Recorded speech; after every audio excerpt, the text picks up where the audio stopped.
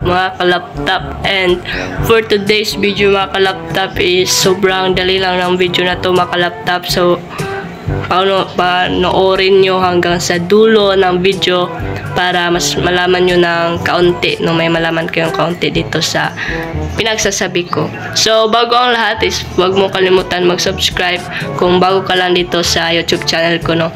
So ito palang video na to mga kalaptop is all about sa ating Glow Tetra at saka sa mga danyo natin, yung mga pinaka-hate ko na mangyari. So ayun, may konti din akong i-share sa inyo, lalo na sa mga oxygen. So yun lang at simulan na natin. Tara.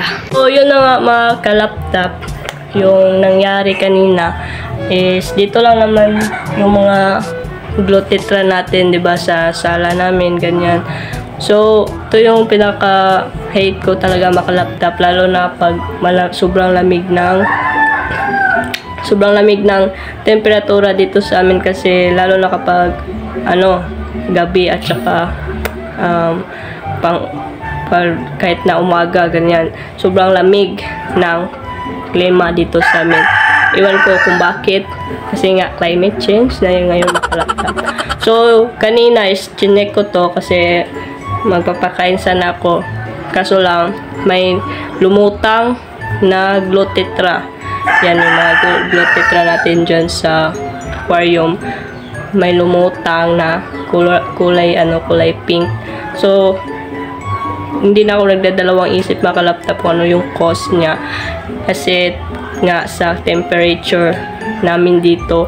At nakalimutan ko din na takpan tong aquarium na ganito mga kalaptop, kasi para hindi siya masyadong giginawin. So cause of death noon mga kalaptop is lamig, sa sobrang lamig ng klima yan. So yun yung isa sa mga dahilan kung bakit namamatay ako ng danyo at saka Glow Tetra. Kasi nung una pa lang mga kalaptop, nagdanyo lang ako mga kalaptop, wala tayong Glow Tetra na mga fishes. So yung mga danyo ko is mga 40 plus yun mga kalaptop.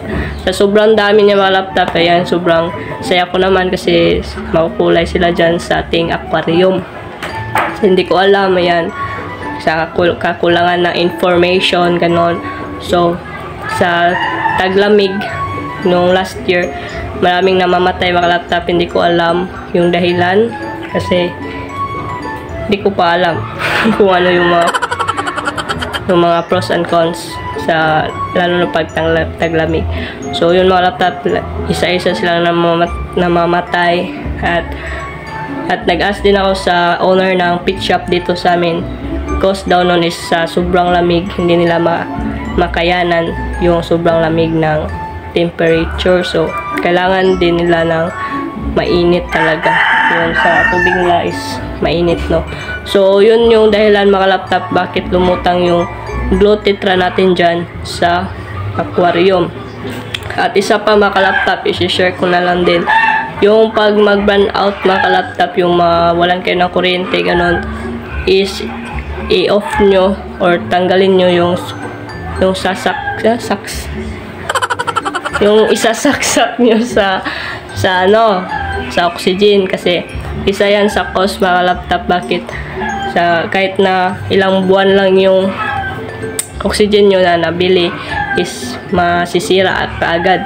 So yun yung isa sa cause mga kalaptop, at sinare ko na lang din sa inyo mga kalaptop kasi bago ko yun natutunan sa owner ng pet shop kung bakit dali lang masisira yung oxygen natin or yung air pump natin mga kalaptop. Dahil sa pag mawala ng kuryente, dapat tanggalin kaagad. At kung meron ng kuryente mga kalaptop, is isasaksak mo na ulit, kasi yun yung laging ginagawa ni mama dito sa air pump ko kapag mawala ng kuryente. Kasi prevention is So, yun lang mga laptop. Sana may natutunan kayo dito sa ating YouTube channel at saka sa ating video ngayon for informative video lang to mga laptop at sana nagustuhan nyo at saka may natutunan kayo, no? At yun lamang mga laptop. Salamat sa panonood at huwag mong kalimutan i-like, share, comment, and i-subscribe tong channel ko mga laptop para mas ma-update pa kayo sa susunod nating iba-vlog. Hindi lang pala puro fish yung iba-vlog natin dito or yung puro animals, ganon, hindi. Depende mga ka-laptop depende sa utak ko kung ano yung maisipan ko na content. So, yun lang mga laptop. Salamat sa panonood and see you on the next vlog. Bye! Peace out!